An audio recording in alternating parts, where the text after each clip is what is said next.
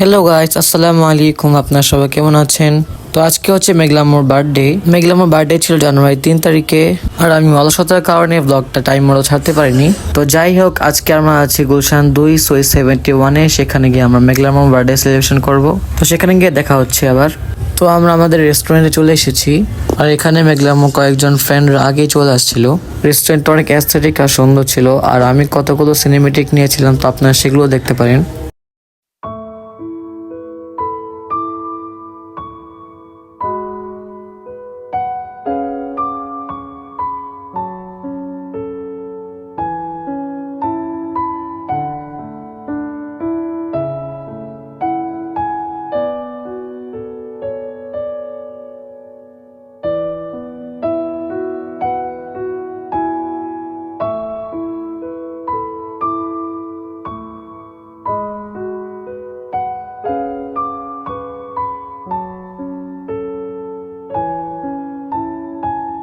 তো আপনাদের কাছে সিনেমেটিকটা কেমন লাগলো অবশ্যই জানাবেন। আর রেস্টুরেন্টটা অনেক সুন্দর, আর এখানে বাফেট সিস্টেম আছে, তো আপনার চলে এখানে আসতে পারেন।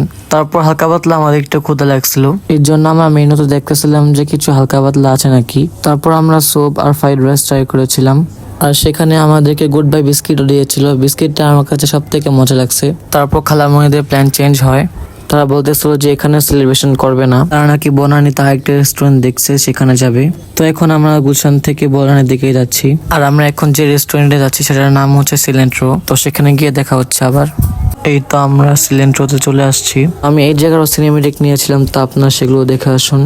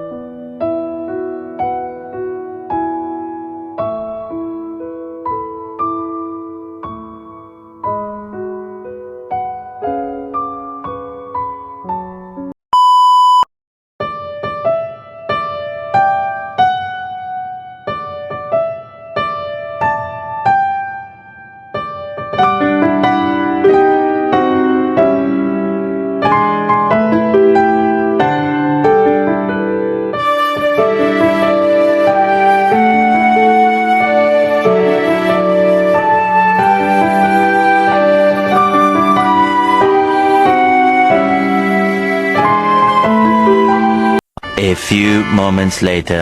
এখানে কল্যাণটি মেঘলামুকে একটা গোল্ডের নোসপিন গিফট করেছিল, আর একজন হচ্ছে ওয়াচ গিফট করেছিল। তো যাই হোক, এবার হচ্ছে খাবার দাবারের পালা। আমি তো সই থেকে আগে খেয়ে আসছিলাম, আমার অলমোস্ট পেট ভরা। আর এখানে মেঘলামু আর কল্যাণটি আগে এসে সব অর্ডার করে ফেলছিল। সো আজকের ব্লগটা ছিল এ পর্যন্তই। আর এদিকে অনেক রাত হয়ে গেছে, আমাদের বাসায় যেতে হবে আবার। তো ব্লগটা আপনাদের কাছে কেমন লাগলো অবশ্যই কমেন্টে জানাবেন। তো দেখা হচ্ছে পরে ব্লগে। আল্লাহ হাফেজ।